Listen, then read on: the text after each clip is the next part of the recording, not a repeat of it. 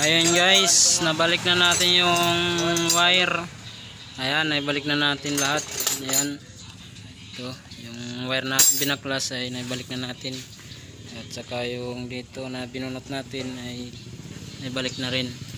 At mamaya ay papalagyan na lang ng battery. Pero ititesting muna natin pagpa-andar kung andar ba siya.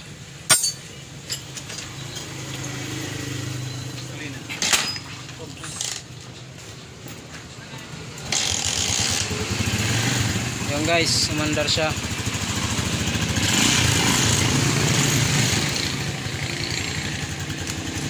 Umandar na siya.